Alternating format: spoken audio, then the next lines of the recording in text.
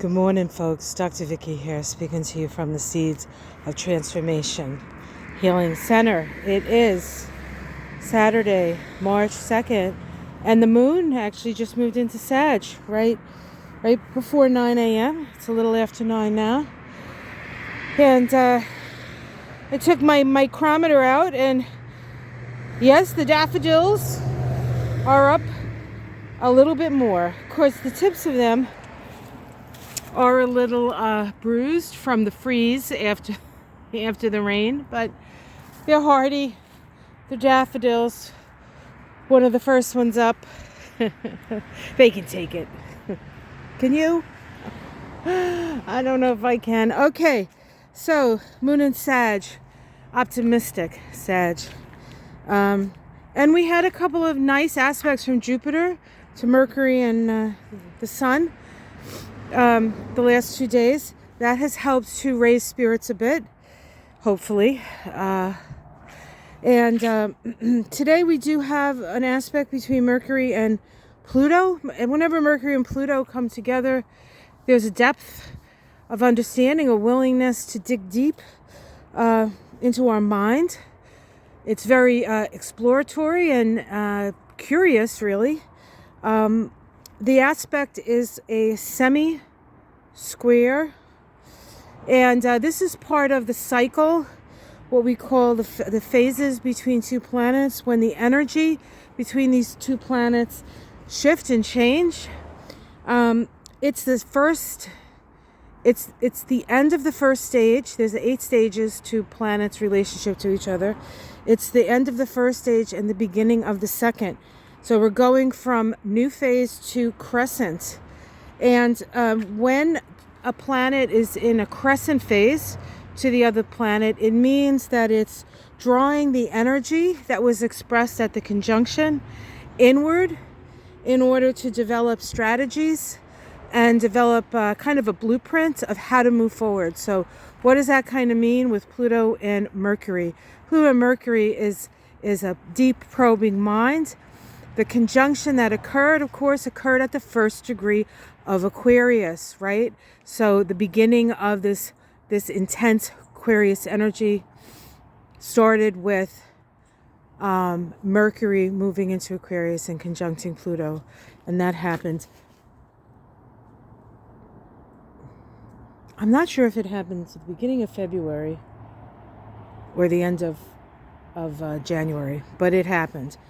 And now we're at the second point. So now all that expressed energy, that Aquarian energy, that deep transformational power of the mind that got expressed and is now getting compressed so that we can, again, create strategies that will help our mind to both cope with and work with this new energy of Pluto and Aquarius. So it's reining things in a little bit, which probably is not a bad idea, because we can't stay in that intensive burst of energy for too long, right? Before we run ourselves down or we sort of run out of gas. That first stage, that new phase, has that energy of Aries, and now we're moving into the energy of Taurus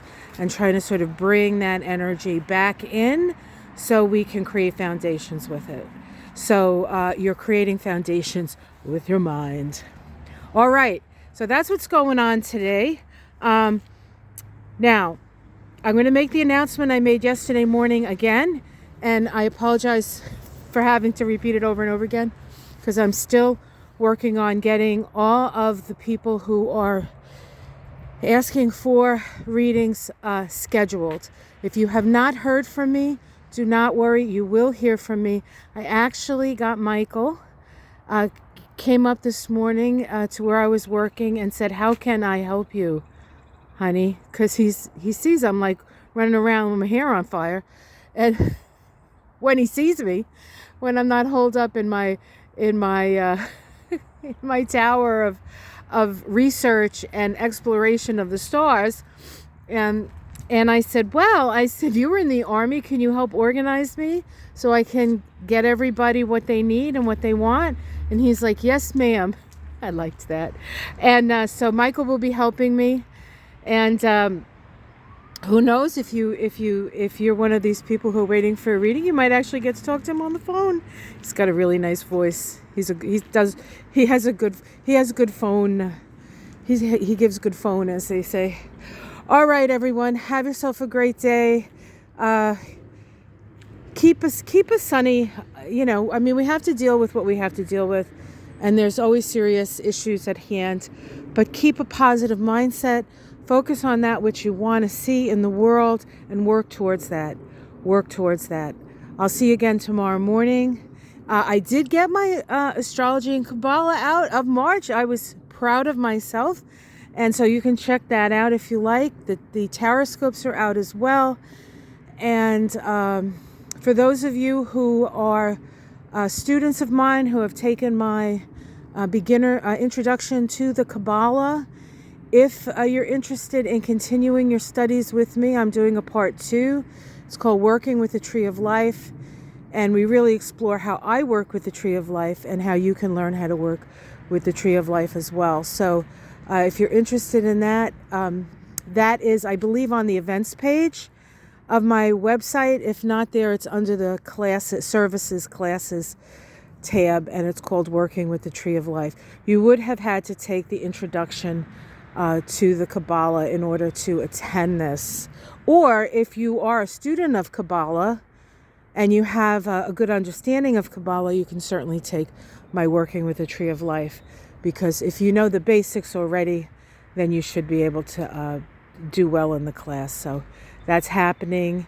A new introduction to the Kabbalah will start in May. And I think that's all I want to say. All right, guys, take care, everyone. Much love. Hopefully we'll see a little bit more something blooming over the next couple of days. Well, I could show you the dinosaur. There's Rex. There's T-Rex over there. And I think we have a velociraptor somewhere here too.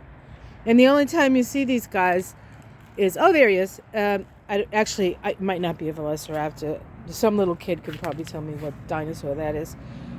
But you can only see them in the winter before all the leaves come in. Otherwise, they're hiding. There's my little fairy girl over there. Yeah, she's over there. All right, guys, take care. Have a great day. Namaste.